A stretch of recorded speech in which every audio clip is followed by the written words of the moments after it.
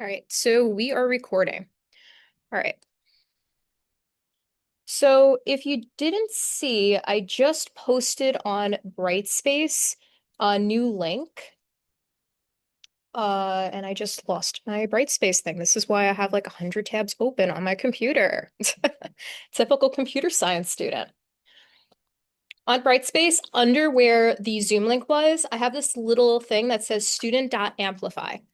So if you've ever done like an interactive slideshow kind of thing, like if you ever use like a Pear Deck or Kahoot or Amplify or any of that kind of stuff, basically it's kind of like interactive slides. So as we go through the slides, it could kind of be a little boring at times. So this kind of lets you have a little bit of activity during it. If we're doing something, maybe you have like a little quick question that'll have you kind of do that same thing. So what you're going to do is you're just going to click on this little link here. And now this is logging me in because this is already, this is my account, but it's just going to have you log in. Now you can choose to log in or to not log in. You can do it anonymously too. There's a part just to enter your name and you don't have to make an account. But if you want to access these questions later, then you want to actually create the sorry, you want to actually create an account for it, since that way you'll be able to actually access it later on. So let me get on my end to see if it's open that you guys can join it. Awesome. I see people already joining in. So if you want to just take a minute and just answer this little slide. I know it's kind of a little cheesy, like, oh yeah, we're in college and stuff, but I do really want to get to know you guys, We got like a nice sized class of about 30-ish students. And it's like, you can actually like chat with me. It's not like a huge lecture hall that has like 100 students in it. So, just Professor, are you sharing your screen? sorry, I am not sharing my screen. That would be helpful. Thanks for pointing that out.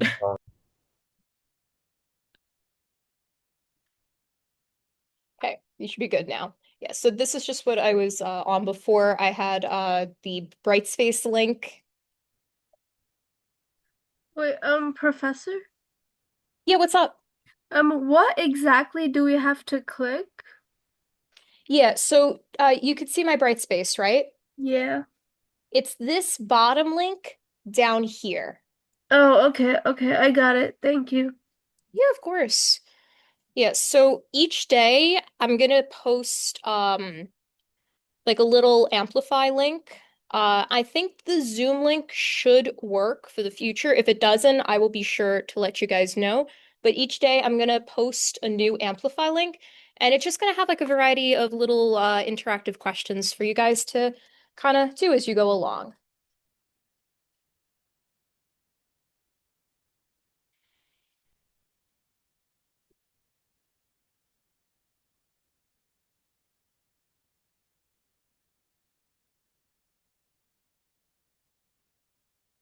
Okay. So, all right.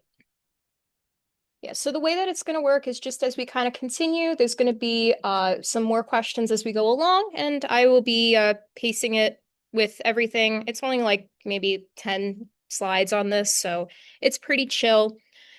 And yeah, so we'll be going through the lecture slides together.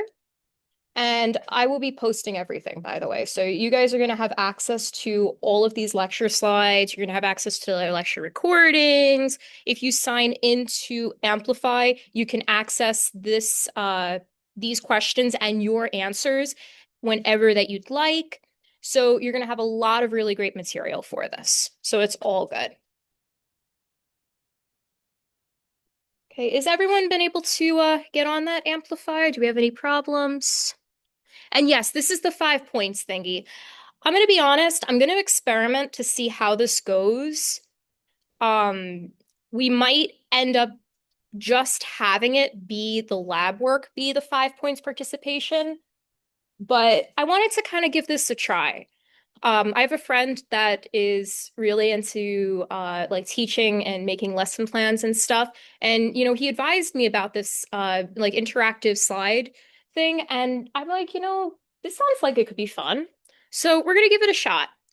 So if it works out good, there's going to be a place for feedback at the end. We'll do this for the future. Otherwise, I might have it be that the lab work itself, like the blue dots, be the 5 points participation instead. So we'll kind of play it by ear, but regardless, I will be sure to let you guys know.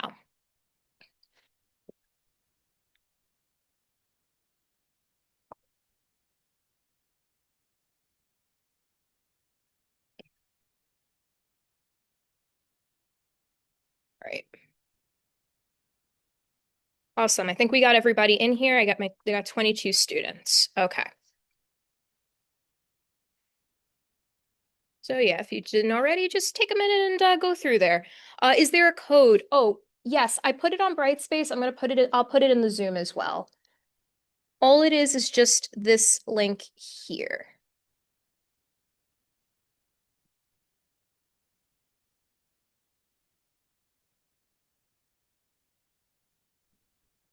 Wait, are we doing it now? I Yes. am, but it's not letting me go to the next page, saying waiting Oh, for the host. yeah, don't worry. We're doing it slide by slide. Okay, sounds good. Yeah. So I'm gonna go to the next slide, like once we're on that point of the PowerPoint itself. But for now, this is just the only one.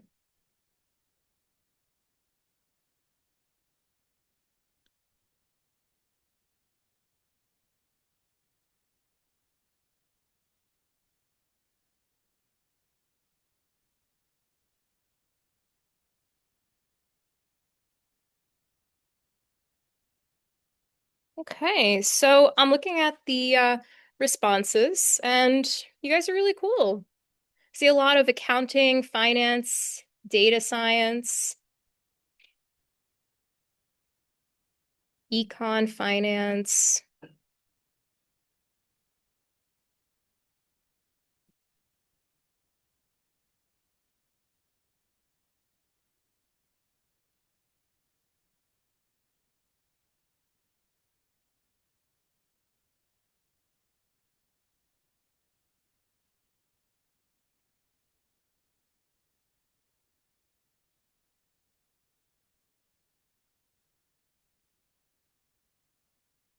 Yeah, you can sign in with your Gmail account instead of CUNY.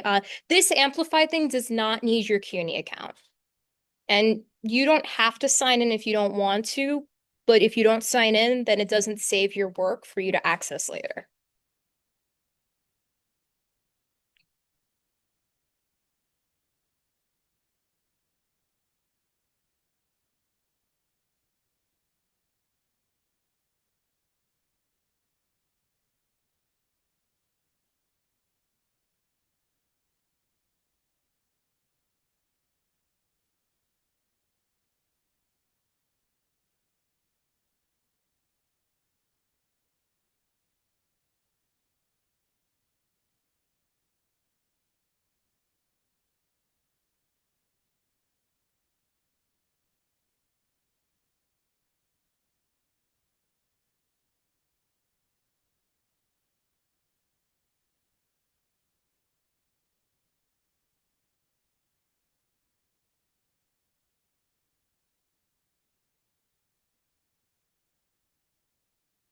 Alrighty, so that's good. We got people answering and everything. So it's nice to meet you all. Um, and again, we're gonna be together for a short period of time. It's only like a 4 week course, but it's gonna be a nice semester. All right, so let's get started on our slides today. Okay, so pretty much I'm gonna be using the slides from here, but again, it would be really boring if I'm, yeah, hi. Sorry, was it this was for the amplified thing or yeah, like that?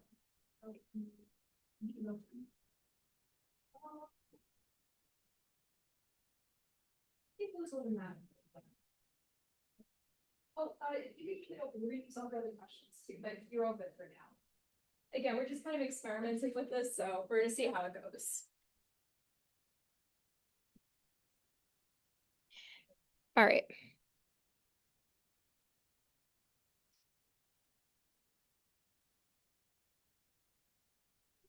All right. So today is basically just going to go over some very basic Excel stuff. If you have any questions, feel free to stop me. And I'm going to be going over yes, I will be posting these slides as well. In fact, actually, let me upload them right now so you guys can follow along if you'd like.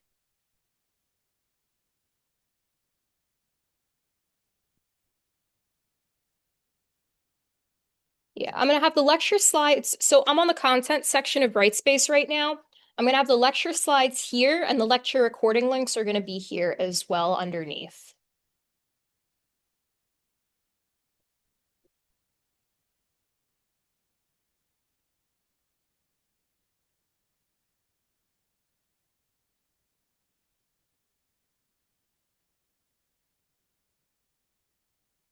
Probably just upload them all at this point.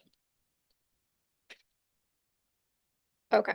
Yeah, so all of these slides are going to be here. And again, we're going to be trying to cover one chapter each day. So that's going to be one of these whole slides. I'm not going to be reading off the slides like a robot because that's going to be really boring. We're going to just try to make this as enjoyable as possible, have a little demo, have a little interactive activity, all kinds of stuff like that. Again, if you have questions, if you're interested in kind of some of this stuff and you're like, hey, I see that I can do X, how would I do Y? You could do all kinds of things like that.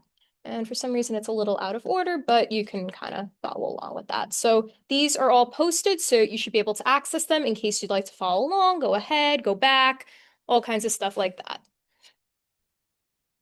Okay, so fantastic. So today is just going to kind of be basic Excel kind of stuff.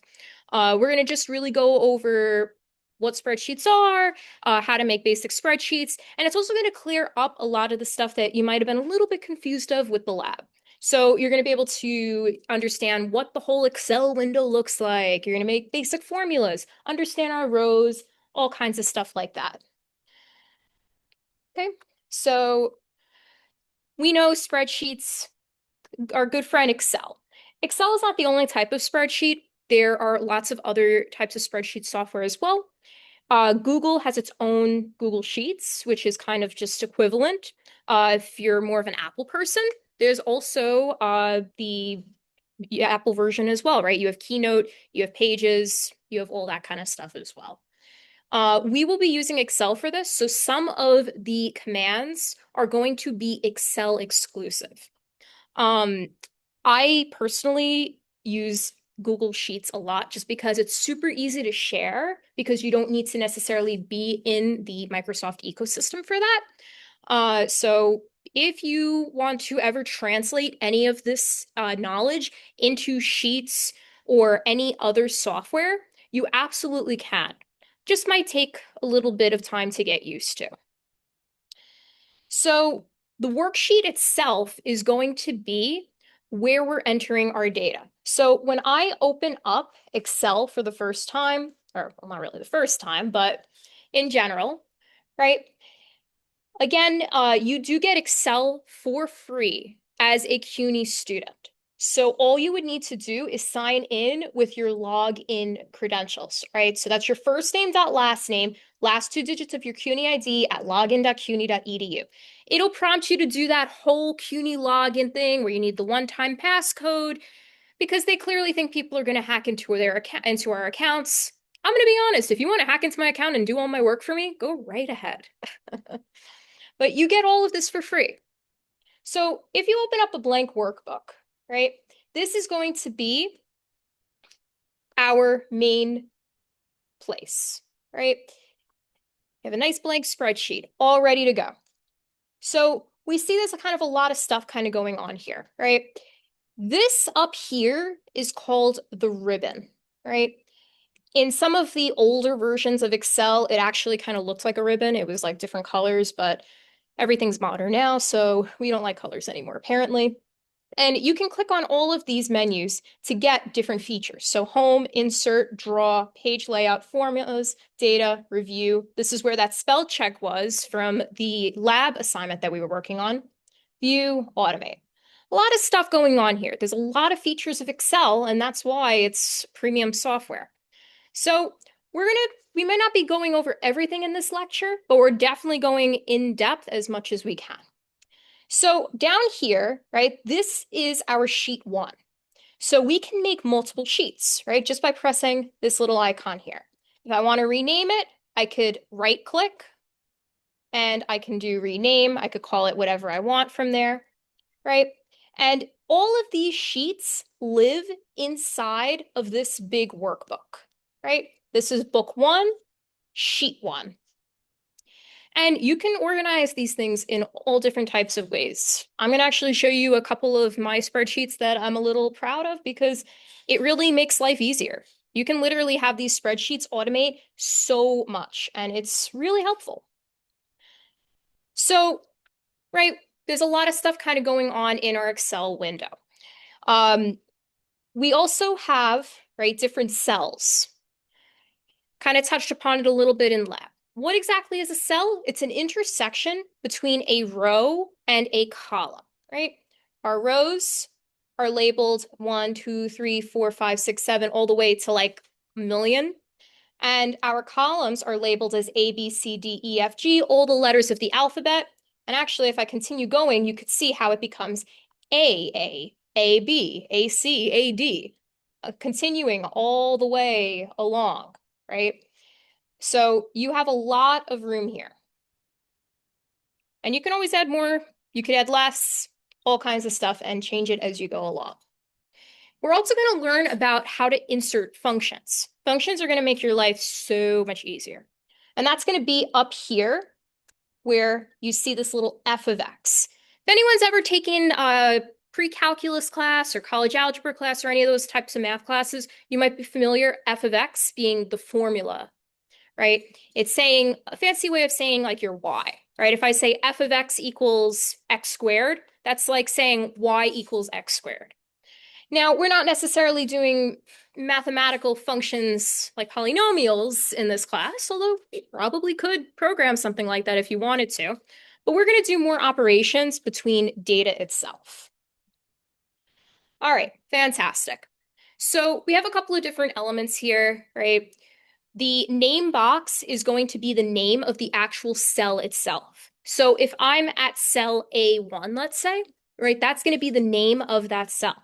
So if I have to ever reference a cell, like let's say I want to add together A1 and A2, right, I want to use those names for it. And just like how you would enter data in any old text box, right, you enter it the same way in an Excel spreadsheet. I can click on something. I see my little icon moving, right? And I could say hello. Once I'm done, click enter, it moves down. Maybe I want to go horizontal instead. I can do that by clicking tab instead. So by doing that, I don't have to like reach for my mouse, go here, go there. I can just simply click tab as many times as I want to go across our columns, and I can go downwards by clicking enter or return, whatever's on your keyboard. Could also use my arrow keys to kind of navigate around too. Personally, I am a laptop person and I don't really like having a separate mouse. I know, what type of computer science person am I? But you can do things however you'd like. But the good part about Excel is you got a lot of these nice little keyboard shortcuts. All right, formula bar, that's going to be our little f of x thingy. It's going to make it super easy when we get to creating formulas. So let's say that you had a lot of different stuff and you want to select everything, right? What you can do, a couple of different ways you can do this.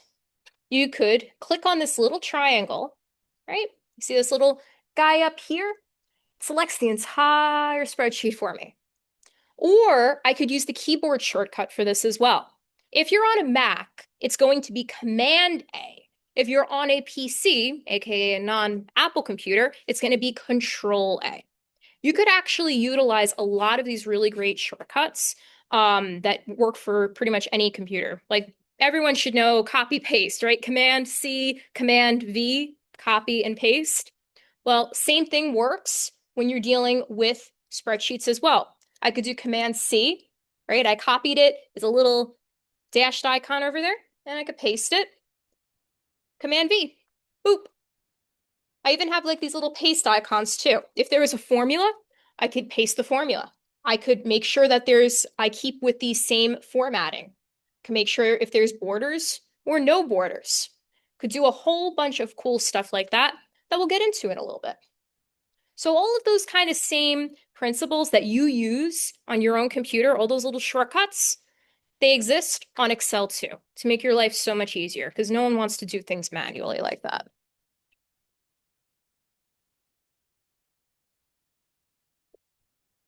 So if you want to know where you're typing, that is our active cell. That's always going to be the one that's highlighted in green. Green for Excel, right? Otherwise, everything else, pretty self-explanatory. All of your rows and columns have their own headings to identify them. And that's just based on either alphabetical letters for our columns and numerical numbers for our rows. Okay, so we also have kind of went through that, the sheet tabs, new sheets. You can continuously make different tabs, and you can think of them as just pages in a workbook. Historically, spreadsheets have always existed, right? I mean, not in computer form since computers didn't always exist, but banks have always had like ledgers that were essentially in the same format that we have our spreadsheets in. So that style has been handwritten for centuries. So it's really nothing new. It's just we've decided to digitalize it onto Excel so that we can make it all pretty and digital and share it to the world.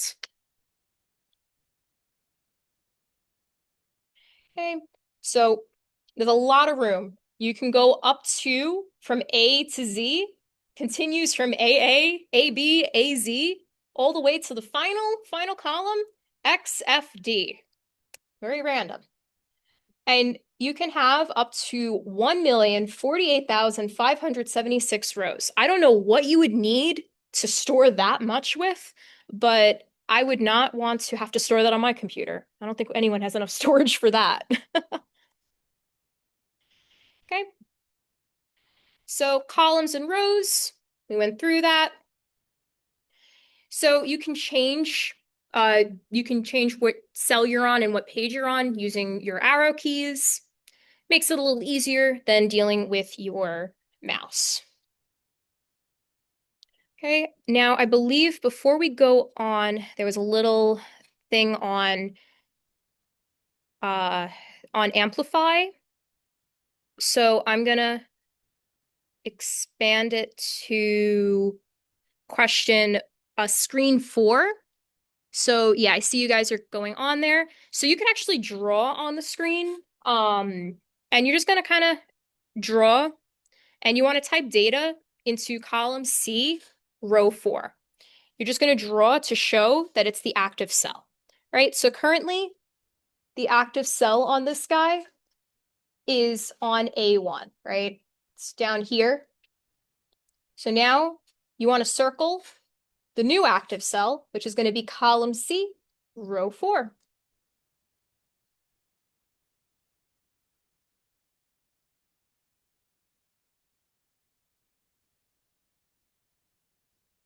Okay, awesome. So you guys doing that? Fantastic. Hey, Professor. I'm trying to access my Excel right now, and it keeps saying I need to activate it. But I know that the school gives us Office for free. I've been using it, but I'm having trouble like getting it to get on my laptop right now. Were you able to sign in via your login yet or no? I was, and then it said I was, and then it said I can only view documents right now. I'm gonna see if I can find the page again, and then I'll just Okay. like ask you like when it comes up. Sure. If anything, I would say maybe try signing out and signing back in. Sometimes it Okay. needs to refresh your access. Okay.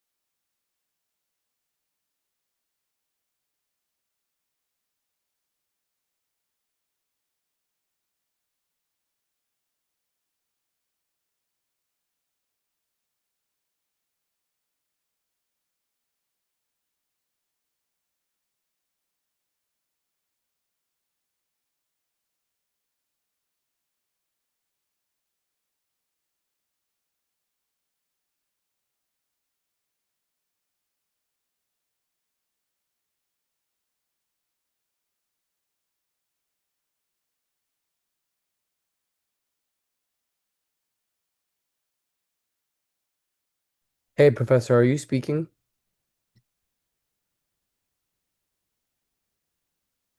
Oh, shoot. Sorry, I was on mute.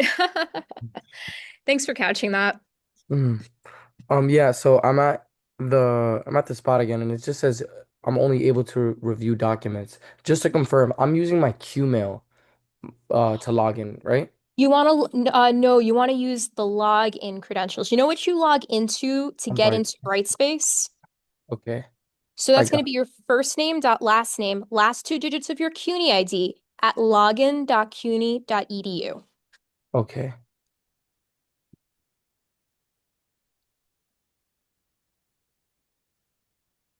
Yeah. So if anyone's having trouble getting onto Excel, in case you wanted to try some of this stuff out while I'm doing it, make sure that you are on your CUNY login email. If you can't access that for some reason and you still want to follow along, you can actually instead use Google Sheets for the time being. It's a free alternative.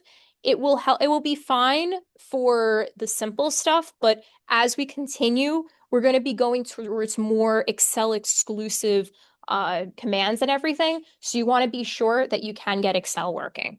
But if you have to for today, go ahead and use Sheets. And again, all this is just kind of demos, just to kind of get you used to things.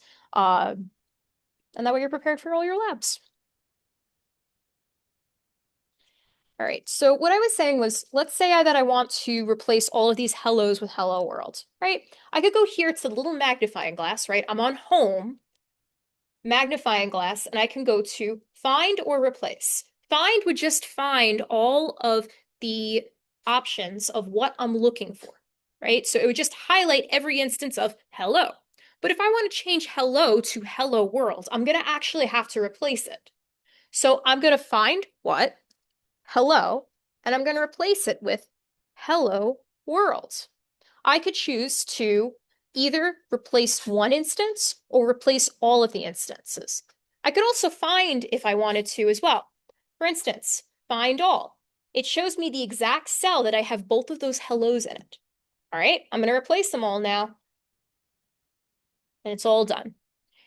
The Excel version that is used on Pearson is a slightly older version, which you probably have noticed. because this is slightly more modernized, but it is still the same steps.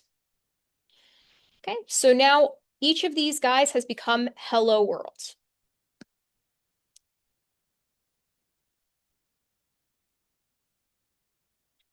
Alrighty.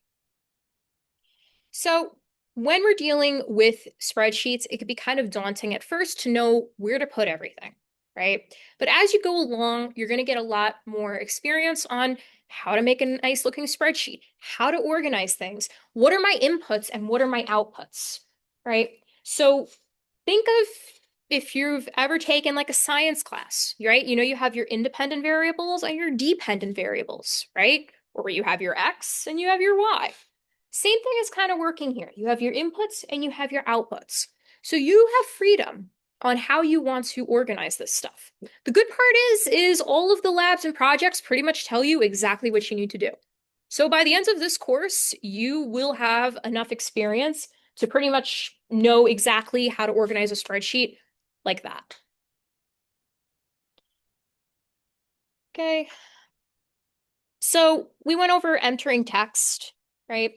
Something interesting about text, though, is that not all text is created equally. We see that everything here is automatically left aligned. But what if I wanted to include a number? 1.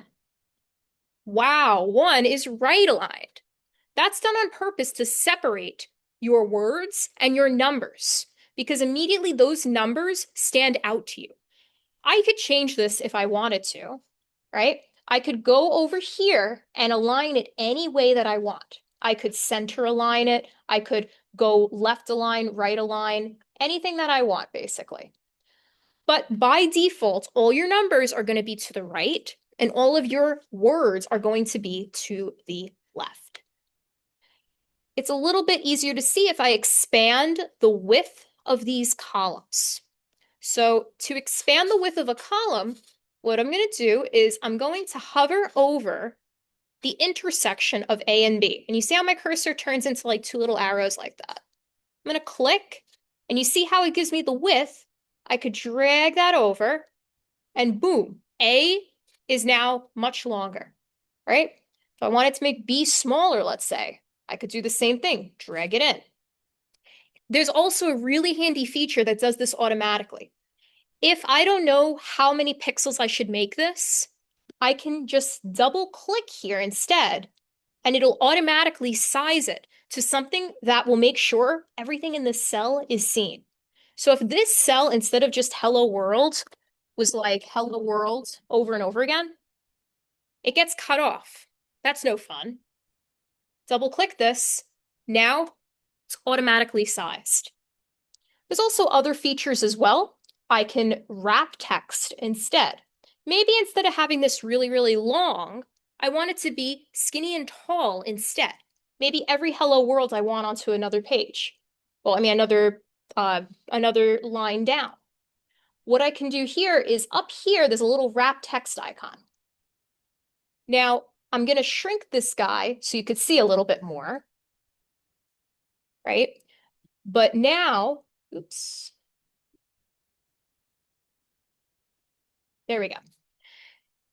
Now, instead of going from left to right without any breaks, it goes up and down. And I can always size it a little bit to make it go on each line instead, right? So now I have 3 hello worlds all in one cell.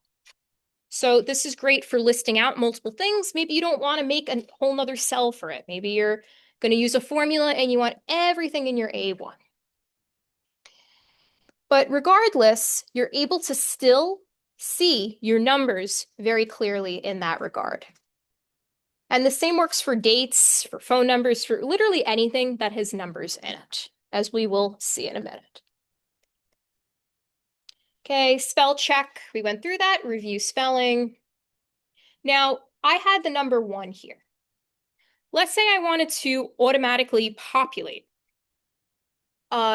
increments of, let's say, just the numbers like 1, 2, 3, 4, 5, on and on and on, right? But I don't want to have to say 1, 2, 3, on and on and on. That's really like, we don't do that anymore.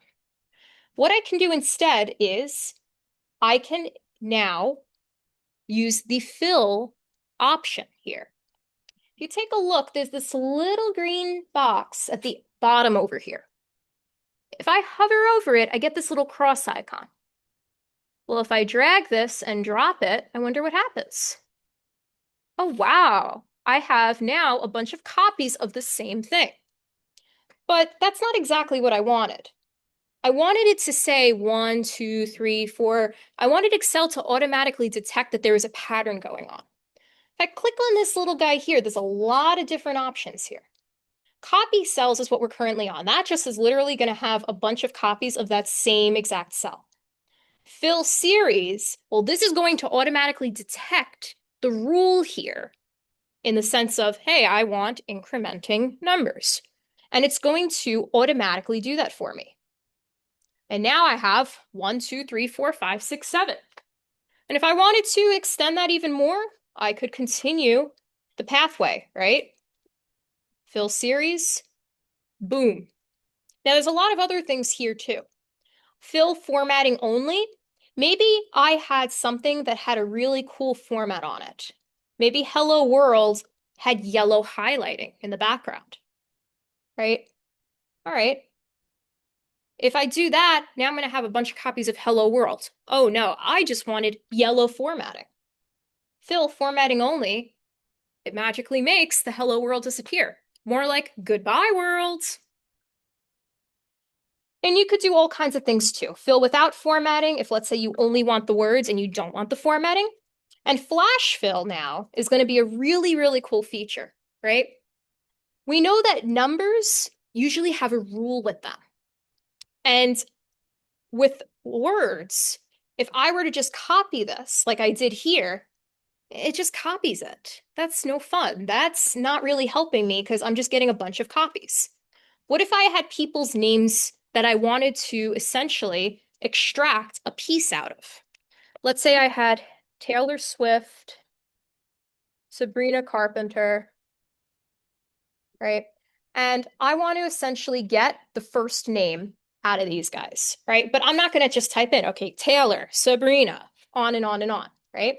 What I can do here is I can do it once, and now flash fill will automatically detect exactly what I want here. See, when it was numbers, it was nice and easy. I was like, okay, cool. I have 1. Well, now I'm gonna make it 1, 2, 3, 4, 5, etc. Clearly, if I'm starting with 1 and I want a series, I want consecutive numbers, right? With names like this, it's not as easy, right? But it sees that I take Taylor, right, which is the first word you could say here before the space. And if I flash fill that, well, it can match that with here. Both of these guys are just 2 words, right? We know them as names, but these guys are just literally a 1 word, a space, and a second word. So if it's saying, oh, the user took the first word, flash fill, okay, I'm going to take the first word again. And this actually works with pretty much anything. If I did 1, 2, 3, 4, 5, 6, 7, 8, 9. All right, cool. Here, let's say I want the middle number, 2. All right, let's have flash fill make it work. I have to now change it to flash fill. And what do you think is going to appear now? 2, 5, and 8. So that is Excel making your life way easier. That's awesome. Professor, so Mhm. the flash fill, like what would I define that as? Because I'm trying to take notes on this. So flash fill is used for what? To take in, like what would I define that as? Yeah, great question. So these are types of fill options. So it allows you to autofill boxes based on existing data. Of Thank you. course. And there's also a slide in here somewhere about that, right? You could see over here right now, What slide am I even on? I am on slide 21. Okay, so over here, right, there's a little box here for autofill options. So these are just a variety of autofill examples. So we can also see kind of what's going on here. And these are just some more examples, right? We already did the 1, 2, 3, 4, 5, 6, 7, etc. But what if I wanted to count by fives instead? Could do the same thing. If I do 5 and then I do fill series, right? Okay, well now Excel is saying, if the user is starting with 5, they probably want to increment by 5. So I go 5, 10, 15, 20, and continue on and on.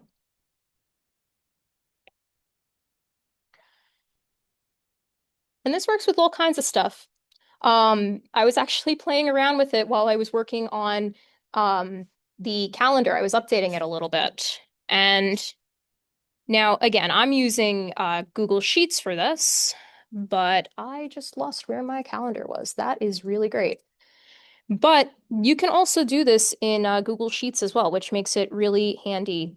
And basically, it just makes things like way easier. I can do this in terms of quarter 1, and if I flash filled this guy, the rest will appear. Quarter 2, quarter 3, quarter 4. I had this done for the quizzes, right? It showed that I was saying, okay, what is due each day? Well, not due, but extra credit. Quiz 1, right? Okay, then quiz 2, quiz 3, quiz 4. Then we have a break because there's a midterm exam.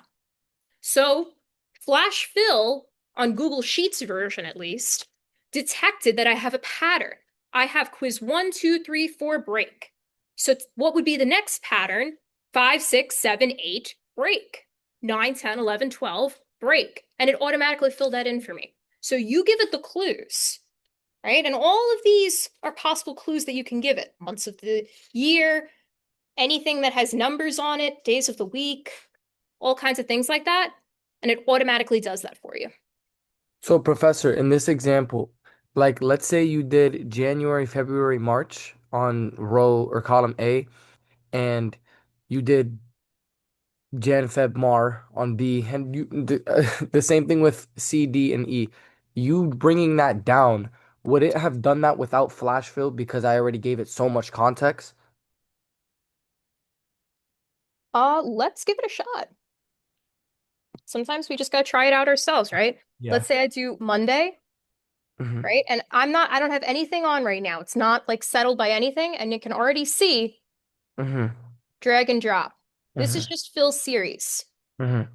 Flash fill, um, okay, flash fill, you're gonna need multiple columns for. Like you Hmm. see over here, it's basing its data off of this column here. That's why I Hmm. got that error when I tried to change this into flash fill. How does the Excel sheet know which column to bring its context on? Like the Sabrina Carpenter one, why didn't it take anything from the Hello World or the other numbers? Was Magic.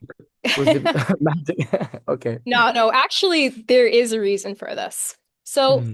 I typed in Taylor over here, right? Hmm. And every time that you enter data, Excel is looking for patterns, right? It's trying to work smarter, not harder. Think of like if you're trying to do autocorrect if you're texting someone. It pops up as something and you're like, oh yeah, that's the word I was thinking of. Hmm. Same thing's happening here. I type in Taylor and it scans all the boxes and says, oh, look at that. The column E also has Taylor, and that's the first box. I do flash fill, and it automatically picks that up as the pattern must be the first word. Same with this 1, Hmm. 2, 3, 4, 5, 6, 7, 8, 9 example. I choose the second option here. Okay, the pattern must be the middle number. Awesome. I understand that completely. Thank you. Yeah, great question. Everyone else good?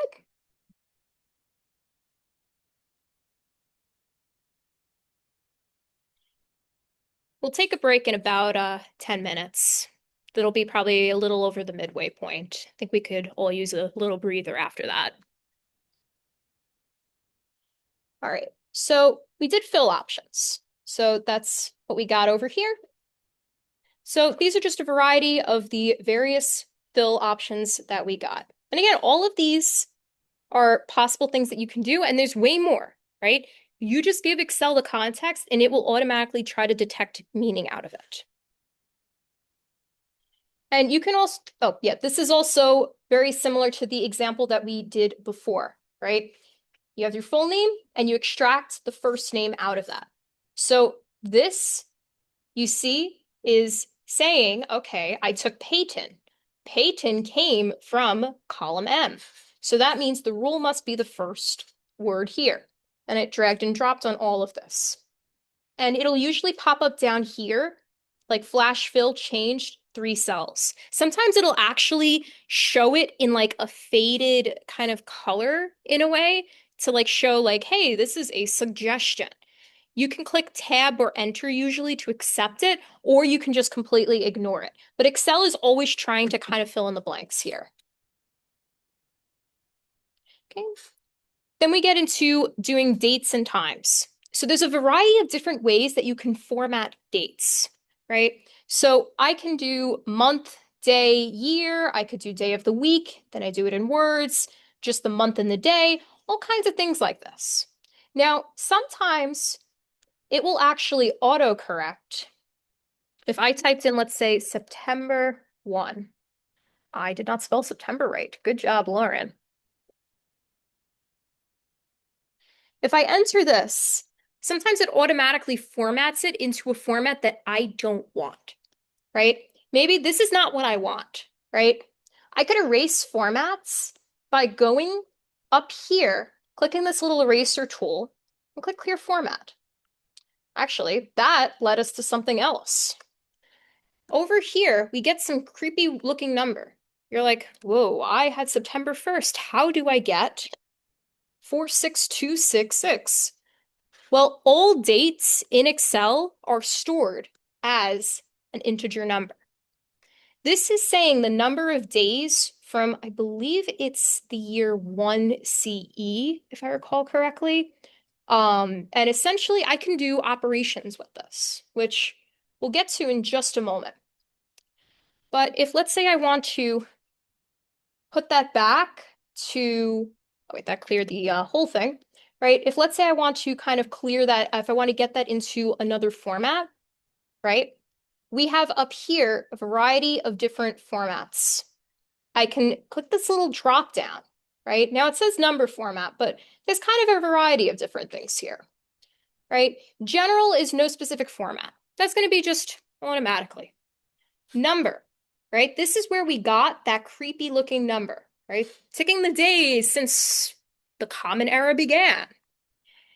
If this was number, you could change it to currency, accounting. Now here we get into the dates. This is where it's a little more relevant. I can make a short date, I can make a long date, could do all kinds of stuff. Maybe this is not what I want. I could go to more number formats. And wow, look at this. Literally, you can make it any type of format that you want. There's a lot of options here. You can make a custom. Instead of doing it as September 1, maybe I wanted to make it into like some secret code.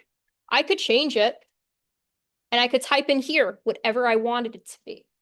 So we'll go more in depth with all of these different formats a little bit later because it does look like a lot.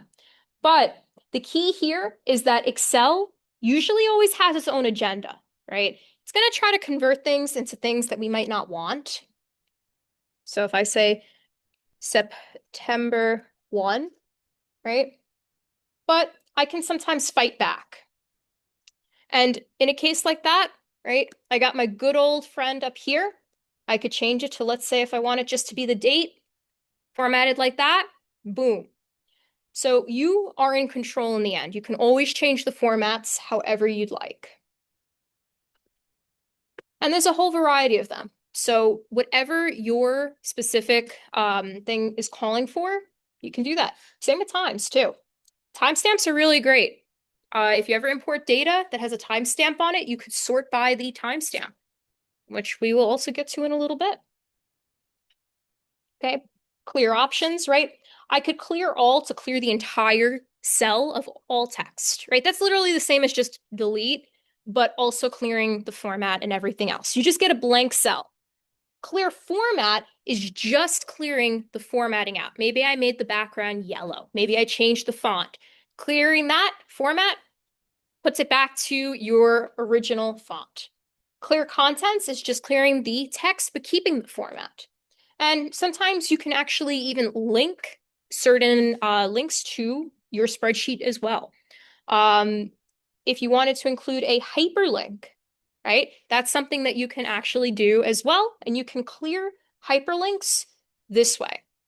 If I wanted to add a hyperlink here, right? Let's say I want to add this Amplify Classroom link. I'm just going to copy that real quick. And I'm going to go to my little spreadsheet here. And I'm just going to type in, this is kind of getting very disorganized. I'm going to go over here now. Link. Okay. What I'm going to do is there's a couple of different ways that I can do this, but I'm going to do the easiest way first. I'm going to do Command or Control if you're on PC. Command K. And boom, it gives me automatically a box where I can put the address. Address, just put your link. I'm going to do Command V to paste that in and click OK. And now our little friend over here has an underline to show it's a hyperlink. I click on that and my Safari is now opening with said link. But let's say if I ended up making the wrong link or something, I want to remove that. Well, I can clear the hyperlink here. Or if I wanted to.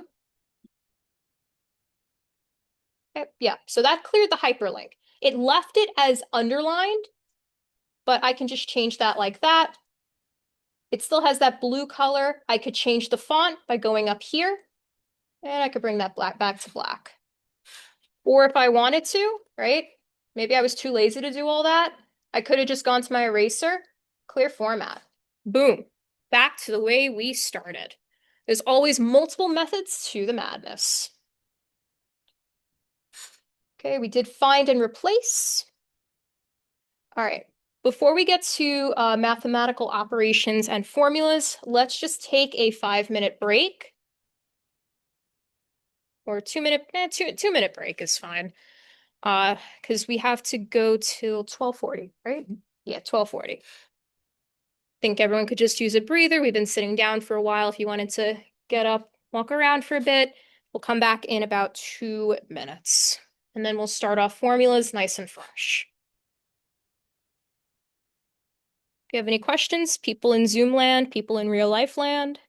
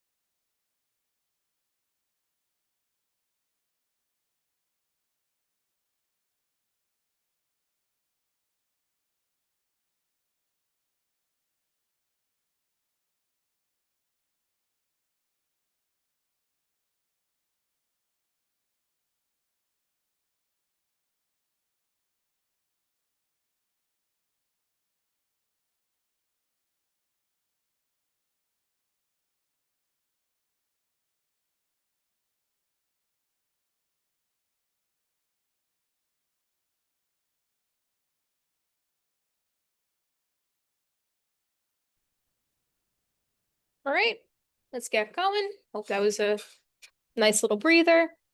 We're almost there. Another 40 minutes to go. Hopefully we're going to get through the rest of these slides. We're almost there.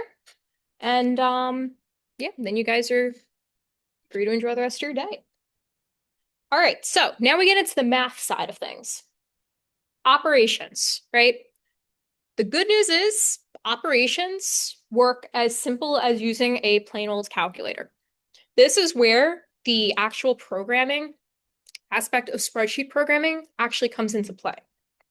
We're essentially almost programming these cells to work like a calculator for us. So we're going to go over a couple different formulas. We're going to go over how to reference certain cells in them. We're going to go over how I can apply the same formula onto multiple different pieces, all kinds of stuff like that.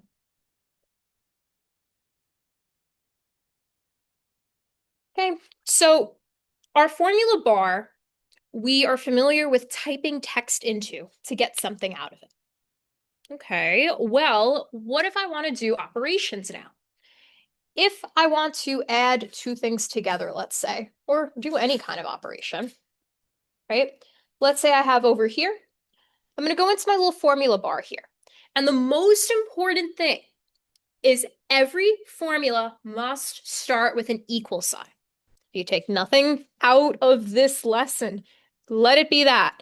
Because if I say, oh, take A1 plus A2, if I don't put an equal sign there, it's literally just going to print A1 plus A2 in that box. That's not a formula. I have to actually put an equal sign in front of it first. Now, nothing is in A1, A2, but you see how it turned blue and red. That's saying these have now become references. We are referencing two things now. They're highlighted right here. Now, there's no numbers in this. If I were to enter this, it's going to give me a big old error. Hashtag value. And it's not an Instagram hashtag either. This is an error that's saying, yo, you don't got the right data type here. This is not going to work. All right, let me actually have data that actually is a number that I can add. Let's say I want to add together these numbers here that we used, right? 2, 5, and 8. All right, I'll set up equal sign, and I'm going to say 2 is in the F4 cell. So I'm going to say F4, and just like that, it highlights in blue. All right, then I want to say F5. I could say F4 plus F5. Oops. And now it highlights in red. And I could keep going. I could say plus F6. And I click enter, and it sums it all together. Yay! But if I had something that had like 100 lines of numbers, I don't want to have to just add that up manually and type in every single thing there, right? For something like that, I could use built-in functions. Go here to the f of x, and this is going to be our formula builder. This is going to give us a whole lot of really handy formulas, and a lot that you don't even realize exist. Look at all of this. Yeah. For obvious reasons, we are definitely not going through everything here. We're not even going to be covering like most of it. We're going to be covering like just your basics. Like we're going to use sum, average, count, max, all this kind of stuff. We're going to even do a little bit of basic coding with if and if-else statements. So if you've ever taken like a CS course before, you might have gone over a little bit of that. If not, don't worry about it. It's not an issue. So if I wanted to use the sum function, I could either type it in here or I could just click sum. Right? Now, sometimes Excel will automatically detect, oh, look at this. You have like a column of numbers here. You obviously want to sum up that whole column. And it uses what's called colon notation. This is saying sum the range from F4 through F6. This is the same as what we wrote before, which is sum of F4 plus F5 plus F6, right? Both of those ways totally work.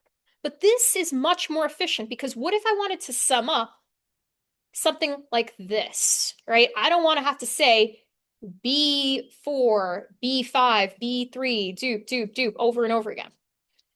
And as you can see, as I click on these cells, it actually changes what's over here, right? I could select the range that I want to use by just clicking on these guys as well. So if I wanted to say, let's say, I'm just going to bring this back from 2 to 8, right? I can now click on F4 colon and then through F6. Enter. Or if I really want to work without having to actually type that in, let's say I go here, I'm going to hold down on the shift key on my computer. And this is going to allow me to select that entire column part right there. This is very handy for when you have a lot of stuff and you want to keep selecting things. I can do that. Or maybe I want to only select this guy and this guy. Well, I can do that too. Instead of holding down Shift, I'm going to hold down Command or Control, depending on what you guys are using. And that lets me take two numbers like that and leave out that middle one. I can take the sum of two numbers, right, by saying F4, comma, F6. So this is going to just take the sum of these two values right here. This is different than what we had before, where we took the entire range of the numbers as well. So there's a lot of really cool ways that you can do this. For the time being, right, if you're not familiar with any of these Excel formulas, just take it step by step. If you want, right, you could just say equal sum. I could actually spell for once. And instead of typing in, just click on the things that you want to add together, right? How about if I wanted to add this guy and this guy? I could do something like that. They don't have to be consecutive. I can just click on different things. Maybe I'm not sure, is this F or is this G? Maybe I forgot my glasses at home and I'm blind, right? I could go to non-consecutive elements as well. That's totally fine, right? I could click that, enter, and just like that, it's summed together B4 and F7, right? So 1 plus this 15. Now, this 15 we know is actually a sum from these guys. Notice how it just became a number in the end, and I can reference this number as any old number. I could have consecutive formulas over and over and over and over again. Now, I can use this with any type of formula that I want here, right? I could use sum, I could use difference for subtraction, multiplication, division. Let's say I wanted to use exponentiation, aka doing an exponent. If I wanted to say 10 to the second power, right, that's 100, I would just say B2, which is this guy 10. Do the little caret icon. That's if you do shift and then the number 6 on your computer. And then the B3. So this is saying 10 to the second power. And you can code any of these formulas up, right? You could do it manually like this, or, right, I can use built-in formulas like our sum formula. And there's a lot of other functions here too, right? Let's say I want to find subtraction. I think it's diff is what it is, or subtraction.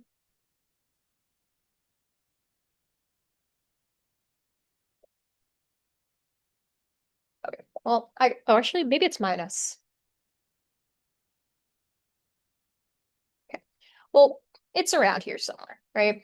You could find all of the different types of functions that you need over here, right? Every type of function that you can think of, it's usually built in here, or you could just honestly make it yourself. And it's not limited to simple functions either. If, let's say I wanted to have something that had a lot of different components in it, I could code this up just like in a calculator. using our good friend, the order of operations. If you remember PEMDAS, right? The order of operations start with parentheses, exponents, multiplication and division, addition and subtraction. Could totally do that as well. So if I'm doing order of operations, right? Just like with your any type of formula that you create, just like what a calculator would do, Excel's doing the same thing. So Excel can kind of do your math homework for you. So if I had something like this, A2 plus A3 times A4 plus A5, right? What is the sequence that's going on here? Well, PEMDAS, all right? No parentheses, no exponents, but I got multiplication going on. So multiplication has to go first. Then we add in the order that it gives us. So we do A2 plus this multiplication that we did already, plus A5, right? So this is tracking as we're going along. Our second example has two parentheses. So we do these two parentheses in the first part. Then we multiply them together. Okay. And continuing on and on. Okay. So our formulas, if they have an equal sign, are going to pop up as actual numbers. We can format them as all kinds of things. Here, it's formatted as a percentage, right? But I can also format this as a raw formula. Let's say I wanted to see, okay, well, 15, is this a number or is this a formula? Well, yeah, I can hover over it, sure. But maybe I don't know exactly what's kind of going on here, right? So what I can do is I can go over here and I can say, okay, click on this little function icon, and I can preview exactly what this formula itself is looking like, right? That's what we got going on over here. So I can clearly see that happening right there. And same for our 16 over here, which was our other function as well. So we're able to kind of go back and forth and see what they look like between actual numbers and the raw formula itself. Okay. So you can insert rows and columns as you see fit. Things are getting a little crowded here. Maybe I want to make more rows and columns. A couple different ways you can do this. I could right click on a column, right? And I could do insert, and it inserts a column to the left by default. Same thing happens if I do a row. If I wanted to insert a row over here, insert, it inserts a row above. But what if I wanted it the other way around? If I wanted it to be a little bit more specific, if I'm in home, I could insert sheet rows if I want, right? I could insert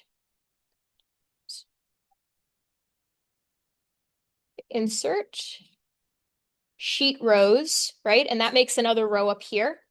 Or if I want, I can go to the actual insert over here and instead, actually, yeah, no, sorry, that's for inserting pictures and stuff. So for here, if we want to insert, we can just insert it here. I can insert columns as well. And I can go freely as I would like there. I could also insert specific cells if I want.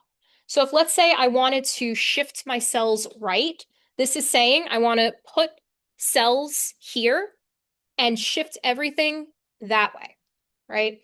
Or if I want to put cells up here, well, everything else has to be shifted down. Otherwise, I'm literally writing over what I got over here. So as you continue, right, you might need to add a little bit more space. Just be mindful, right? By default, if I try to insert a column, inserts to the left by default. If I try to insert a row, it inserts up by default. So if you're doing this on a lab and it's saying, hey, insert a column left of G6, I'm actually going to click on G6 and insert right there. But if I say I want it to the right of G6, well, then I have to technically use column H to insert. So that way it inserts to the right of G instead. Just in case your lab is asking you to do that, right? Again, there's multiple ways of doing it, but if they want it a specific way, then you just got to make sure that you're answering it that specific way. All right. So that's the insert menu that we went over. Insert dialog box, right? This is what pops up if you click on insert cells. This allows you to be a little bit more specific of where you want to actually insert your cells rather than just dealing with your default if you're just inserting your rows and columns. And you could also delete cells the same way. At this point, I've added like a lot of cells and I don't want all these guys. So I'm just going to delete this column. I'm going to delete this column. This is taking forever. I'm going to select two columns by clicking on F, Shift, E, hold, delete. Now it's a little bit more organized. Yeah, this looks like pure chaos going on here. Okay. So we did column width already. So everything has its own row height, column height, width, etc.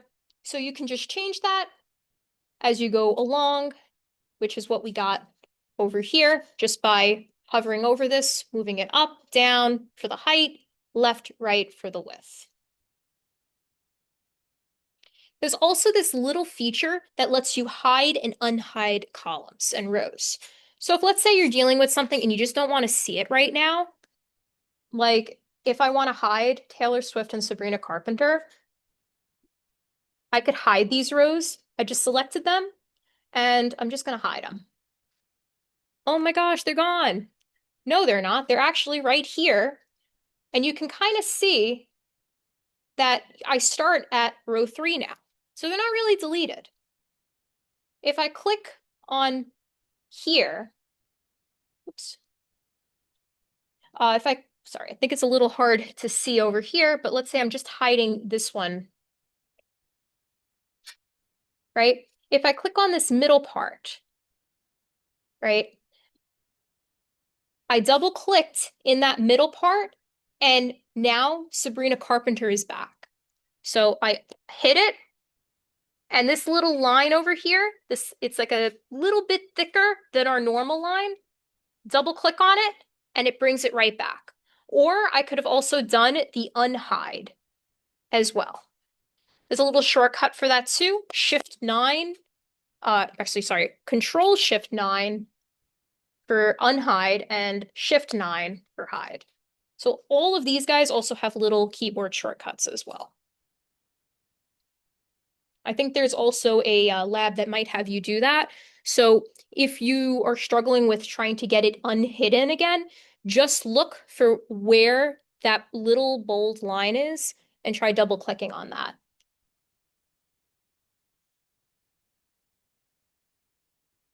Okay, we went over ranges, copy paste, pretty self-explanatory.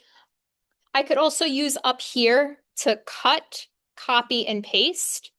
So cut, it will take the entire thing, delete it, and save it to your clipboard. Copy doesn't delete it, but just makes a copy on your clipboard. And paste pastes whatever's onto your clipboard. And when I say clipboard, it's just some temporary space on your computer that something has been saved to. So the last thing that I had copied was that Amplify link. So I have that still on my clipboard and I paste that and the link appears like that. And I could paste different things too. I could keep the text only if let's say I had some like weird format going on, like I copied it from like Brightspace and I don't want the format. I could just keep the text only if I wanted to. Or paste special and paste the format as well and all kinds of things. There's also a shortcut for this too. If you want to paste something without the formatting, instead of doing Command V, I can do Command Shift V. So let me get something that's like really formatted. Like this is blue over here. So if I were to paste this raw, okay, it's huge. right? This is like really big, and I'm like, what am I supposed to do with this? I don't want this to be a title. Do Command Shift V.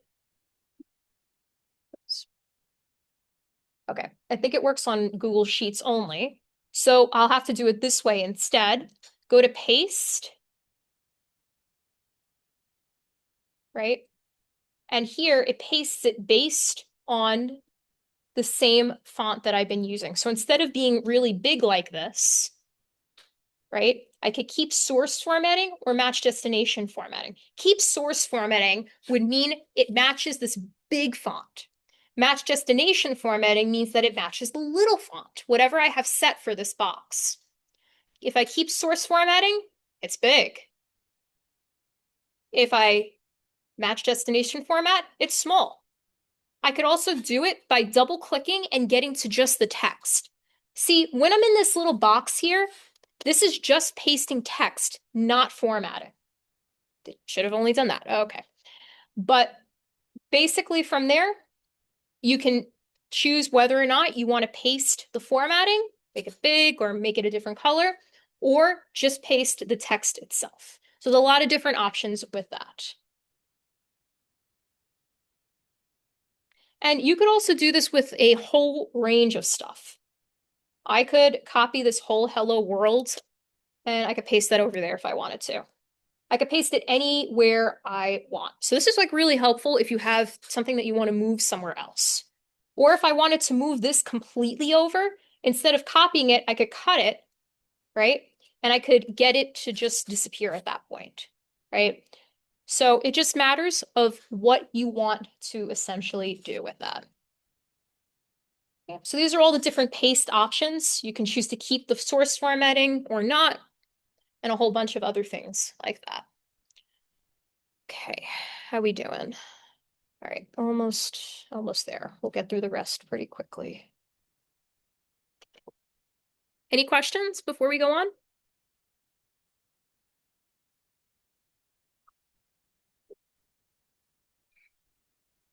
Doing all right out there?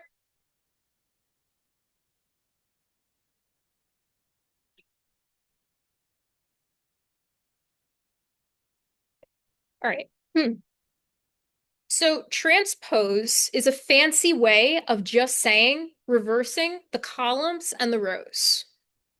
So if let's say I had something that looked like this, that had the month in the month in the rows and the gas, electric, water in the columns. But I want it the other way around. I might have made a mistake. Oops, I think it looks nicer if they're switched around. I could transpose them. And now the gas, electric, water are in the rows, and the month, January, February, March, are in my columns. So this allows me to do that without having me to like literally copy, paste, format, move things around manually. So how do we do this? Well, let me get some data going on over here, right? I'm just going to keep it simple and just say 1, 2, 3. And I'm going to have 2 and 4. Okay. Actually, yeah. 2, 4, 6, 4, 8, 12. All right. So I'm going to highlight this guy over here. I'm going to right click. There's a lot of stuff going on here, right? All right. Cool, cool, cool. So what I am going to do here is, what is it? I just saw it a minute ago. Oh, I have to paste it. Okay, that's what it was. Sorry. So let's say I want to paste this guy. All right. All right, I'm going to paste this. This is in one of the pasting formats, right? So this was the original, the one that has that box around it that's kind of moving. That's showing that I just copied it. This one I just pasted. I'm going to go to this little clipboard, and this is where the transpose is. So the transpose itself is looking for a copy, right? So if I click transpose, boom, things switched around. Now I have 1, 2, 3 going down and 1, 2, 4 going across. Unlike having 1, 2, 3 across, 1, 2, 4 here. So this allows me to move these things around without having to literally do it manually, like copy and paste, because no one has time for that. Remember, with Excel, we want to work smarter, not harder. So that's a little handy hack that you can use. Just remember to make a pasted version of it, because that's going to be in your little paste menu here. And again, there's all different things that you can paste here, from formulas, values, formats, all kinds of things. So you're not just limited of just copying and pasting text or numbers. If I want to literally paste a formula that sums up numbers in another box, in another column, I could literally just copy the formula and apply the formula without having to just copy the actual text over or retyping the formula. I could just literally copy and paste the formula itself. Okay, so now we get into where we make our documents look a little bit prettier. This is the cell style. So let's say we want to change the font, or we want to add a border, font color, size, all that kind of fun stuff. Well, we can do that as well. So cell styles, there's a couple of default options up here. So, if you wanted to just kind of use what they gave you, you got it right here. If you want to be creative and come up with your own little theme, you totally can too. So if I go to my Excel sheet, right, I am going to go to my cell styles here, and I could do like all these kinds of cool things. Like if I want blue, let's say, well, I only highlighted that cell, so that's not helping me very much. But if, let's say, I wanted this to be a title, let's say, I could change this to accent 1, and it matches that style based on what I got here. And there's a whole lot of things here to do.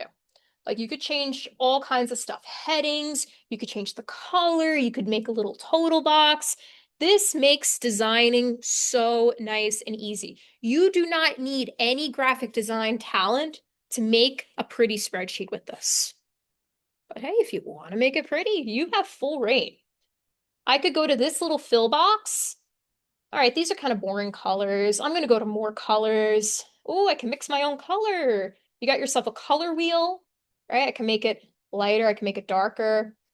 Or if I want, I could use a slider instead. I could use RGB. That's red, green, and blue.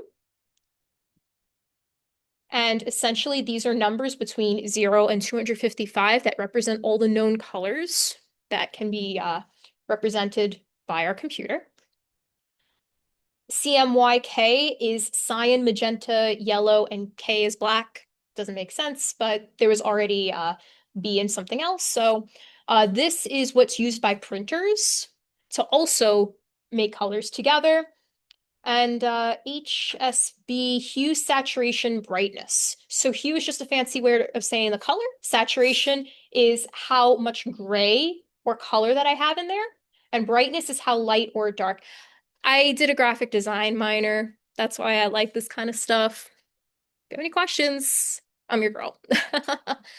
But yeah, you could be like really creative with this. Like this is a really pretty teal color. Maybe I want to use something like that. Okay, that's like really bright, but I could make my text color something else, maybe dark blue or something. And boom, could format it however I would like with that. So you could be creative or you could use the built-in styles. A lot of cool stuff there. You can see kind of how I did it with whatchamacallit, let me put on the, I forgot where I put the spreadsheet. Let's see, sheets. Here we go. Right? You can kind of see how I had made this one, right? I just did this based on pretty much summer colors. I was just thinking of like a palette that would work nicely with this. So I did like a darker yellow for the titles, right? I did blue to show this is like the week. All of these guys are together. All these guys are together. Just kind of showing it, color coding these guys, right? Kind of bringing it all together. So a lot of cool stuff like that. Okay. Oh, I think I forgot there was an amplify question. All right, let's take a minute and do the next question. Let me pull it up because of course this decides it doesn't want to work.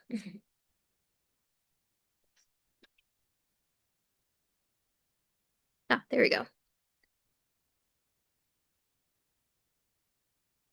Okay, you should be good to go on 5.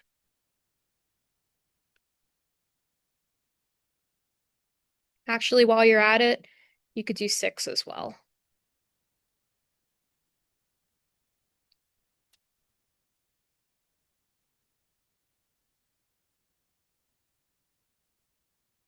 Should be able to go back and forth, I think.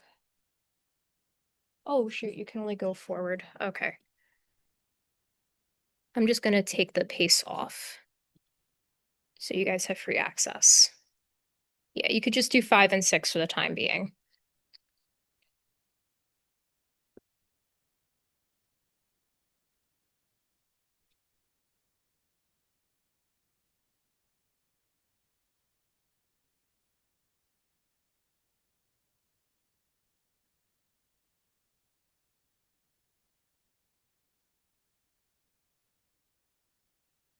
Okay.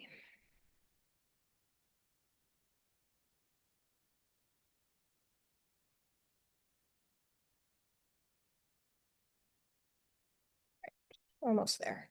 I think we'll make it.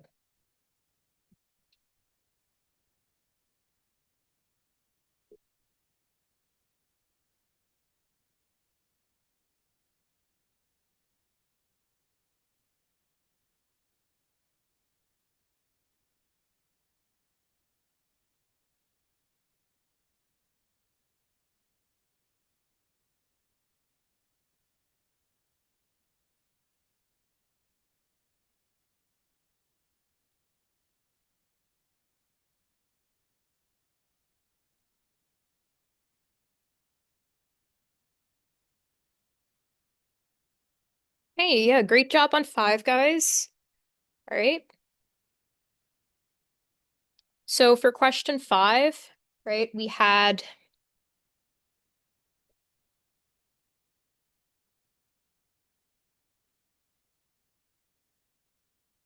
were doing the following here, right? So these guys have to do parentheses first. So we do A2 plus A3 and A4 plus A5 first.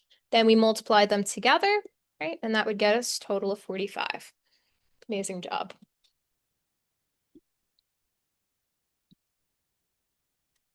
Okay, and then question 3 on page 6. Okay. So we're just highlighting where we're gonna be drawing the boundary line, right? So I see over here that I have this text is way too long for a single cell, right? So we definitely want to drag it outward, right? So we would drag it out by putting our line right here. If this was an actual Excel sheet, by hovering over this, I'd get my nice little arrows. And then I would drag it, and I would just drag it out. So again, you don't have to like go crazy and drag it all the way here, but probably around here would be sufficient, right? Another solution, if you wanted to do this, is also if you wanted to wrap the text as well. Or we also went over double tapping this intersection as well, and that would allow it to be auto set so that it would be exactly long enough, that cell, to display this text is way too long for a single cell. Alrighty.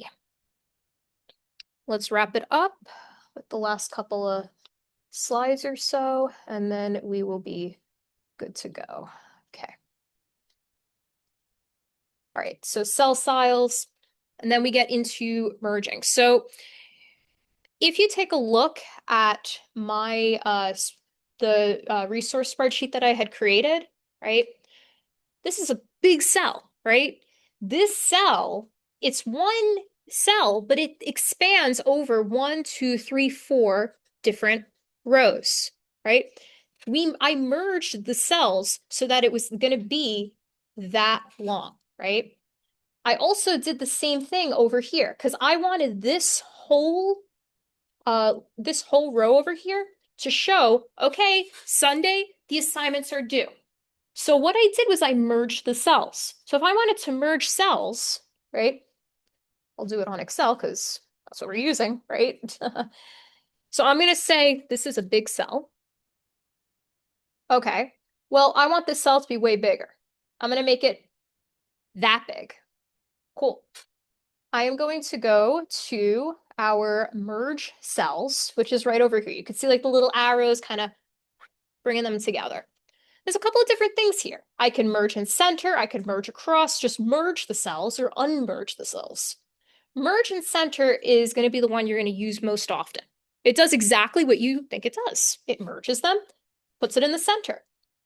Now, maybe I want it literally in the center center. Well, right now it's displayed on the bottom align. I want to middle align it. Could also top align it, could left align it, could right align it, could do all kinds of things. All you're aligning is right over here. So this allows me to have that big cell that stands out. This is fantastic for like titles and other cool things like that. If I did a different merge thing, maybe I want to merge it across, right? This is like what I did on my with my calendar, right? I merged it so that it's one long strip across. Or if I wanted to, if let's say I just want to not necessarily center it, maybe I just want to merge the cells in general. Now I already centered it, so it just looks the same. But if I didn't center it already, I could have just done it that way. Professor, can you go back to that for a second? Absolutely. So you This? see, yeah. So you see how under that it's still merged? Yeah, right under that. So if I wanted to change that, I would just click the same thing that you just did in the ribbon. Yeah, so I'm gonna unmerge everything right now, and that brings me back to normal. Okay, got you. Thank you. And I'm just gonna merge let me try merging all the cells like this, right? This just centered it, right? Because that was what I had by default, Mhm. right? But I could have also done merge and center or just merge the cells if there was just like a bunch of cells that I just wanted to bring together, not necessarily centering it. Okay. And that doesn't have to do with like values and stuff like that. Like if you had numbers here, it wouldn't just add them all together if you click that. No, actually, it would show that merging cells only keeps the upper left values and discards all other values. Okay. So in Yeah, this case, it would be one. exactly. Okay. Thank you. Yeah, so you got to be careful with that, right? Merging is good when you got a lot of blank cells and you just want this big cell to take over, but it's not good if you got like a lot of little things like this, because it's just going to delete everything and overwrite it. Okay, so we went over the different alignments. I could choose to wrap text as well. And all of that is just right up here, right? This is going to be your main format. Home is literally where most of these things that you're going to be using very frequently are going to be. So I could also indent. So we know there is a built-in indenting where numbers are going to the right and our words are going to be going to the left. But if I want to change that, I could also indent things as well, right? Let's say I was going to indent here. Going up here, I can move it to the right, I can move it to the left, slide to the right, slide to the left, crisscross. So I could do all kinds of formats like that as well. You could add borders, which is pretty cool. If I wanted to do a border, let's say around this Hello World box, let's say, what I can do is I can click on this little border icon up here. It's next to the bold italic underline. It's a whole lot of things I can do. Could bottom, top, left, right, no border, all border, thick box border. Could draw the border yourself, change the line color, do all kinds of things. So I'm just going to say I'm going to do a line, blue line, right? So if you see, I get a little pen icon and I can draw the border. Or if I want to make this easier, I could just do this manually by clicking here, do a thick box border instead. So this is my main way of creating borders to make things nice and organized. Okay, we went over formats a little bit. Just going to go over it one last time, go a little bit more in depth with it. So with number formats, right, we kind of covered date and time, but what about general numbers? right? If I want to have a plain old number, I could just say number format. Doesn't have the comma separator if I don't specify it. If I want to have currency, I could show it in this format so that I always have two spaces for the cents, right? Let's say $1.25. It would format that as a dollar 1.25 with a dollar sign. Okay, for all you accounting majors out there, accounting number format is probably going to be your best friend. The negative values are going to be enclosed in parentheses to show losses, right? Credit and debit, right? Credit coming in, debit going out. So we want to show that as well. So we can do that with the accounting number formatting. And comma style, let's say you don't want to draw the commas yourself on like a really long number like 1 million. Comma style does that for you. Okay, there's date, there's time. I could change the percentage, by the way. So, like, if I want to show something in a percent style, which was one of the examples that the slides had a while back, could totally do that as well. There's fractions that if you wanted to have it formatted really nicely as a fraction, you could do it that way. If you wanted things in terms of scientific notation, that's like the things that have the E on them to show like significant digits. Any chemistry people out there, bio people. Um, Scientific allows you to do that as well. That's really important for really big numbers. Text, you could do special and custom as well. So if none of these fit, you can make your own style, which is really cool about Excel. So this is just showing a little bit of each, right? General, number, currency, accounting, comma, and percent. And again, there's way more. I could literally go here and change it to more number formats, and I can make a custom format if I want to, right? Maybe I want a phone number. I could show a phone number in this, and it'll automatically put the parentheses and hyphens around to make it a little easier for me. Exactly what I just said. Okay, the slides are reading my mind. Miss, was that a custom one or like one that you made as a preset, or was that something that already came through? The one on the side or the one from my Excel? Like the phone number one, for Oh, example. I was playing around with this the other day and I was testing it out on phone numbers, so that's why I think it popped up. Okay. Yeah, but again, you can do like all kinds of stuff. So it's pretty cool. But I mean, for our purposes, what's already predefined is going to be pretty much enough for us. So Gotcha. we don't really need to worry about anything else. Okay. Saving worksheets. Let's say I want to save this whole mess, right? I'm just going to do Command or Control S, or I could go to File, Save As. I'm just going to call it day one in case I ever want to return to this. And now it's saving. This has autosave on because everything's cloud saved, which is great. But in general, make sure like you save these things frequently because if you do not, you might have your computer crash and you might lose all your progress, especially for the projects, right? The projects themselves you got to do on actual Excel. You're not going to be doing it on Pearson. Pearson is only for the lab modules. Okay, saving. You can print them to as well. I'm not gonna go over that, but you could change the color as well, which is pretty cool. If I wanted to change the color of these tabs, I could do tab color. I can make that red. I can make that blue. No, I'm going a little over. I'll be done in just a minute. Right? Okay, page layout. This is more important if you're going to be actually printing out a spreadsheet. If let's say your boss asks you, yo, I want the budget from the past month, like printed out so it's ready for a board meeting, you can actually format these spreadsheets so that it will fit on whatever paper you're using, the margins are right, the orientation's right, all kinds of things like that. For the purposes of this class, we are not printing out anything. Everything is going to be digital. So you don't have to really even concern yourself really with this, but it's good to know that the option is there in case you ever needed to print out a spreadsheet. Okay, you can set headers and footers as well. Uh, and that's it. Okay, wonderful. All right, with the last minute or two before you guys head out, if you don't mind just filling out question 7, or actually, technically it's question 4, it's on slide 7, basically the rest of the Amplify thing. It's going to be the following questions. I'll pull them up on this end as well.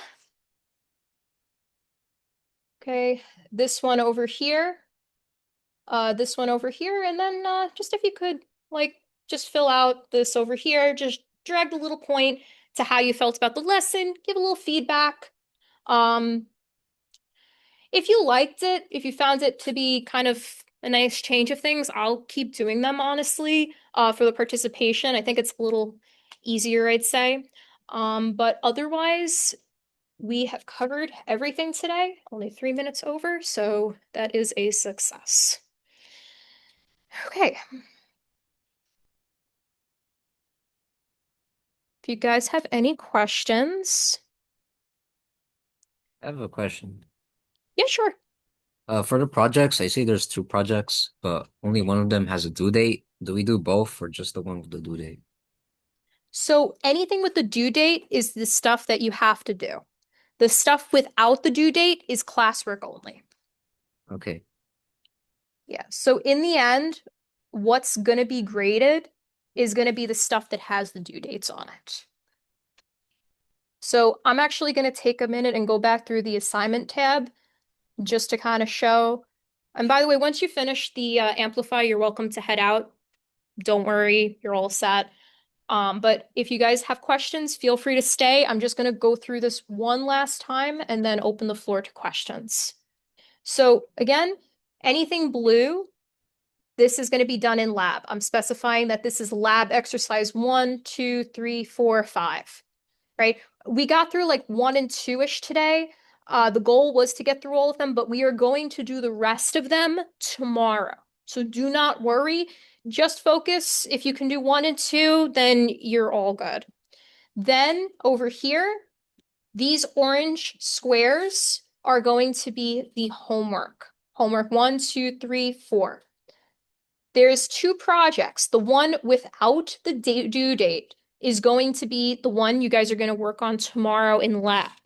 The one with the due date you'll do on your own for homework. And then this is just an extra credit quiz. So the only thing that you ever have to do is going to be this over here, the ones with the due dates. And as we continue, there'll be more assignments, but you'll see pretty much the exact same format every single time. And I'm also going to put a little guide on Brightspace to show this as well.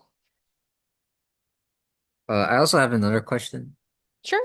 I took the extra credit assignment. Is the most recent grade you get for that the one you're going to put in? Yeah, it's just extra credit. So honestly, as long as you do it, like and you get most of it correct, then that's fine. So Okay, whatever's the highest, I would take.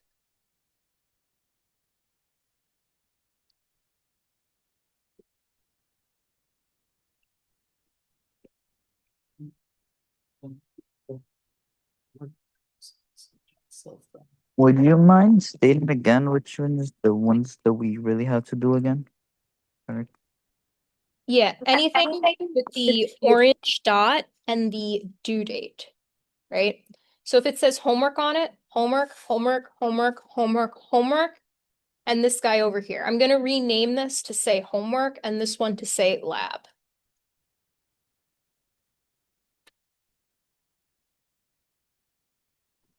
Got it. Thank you.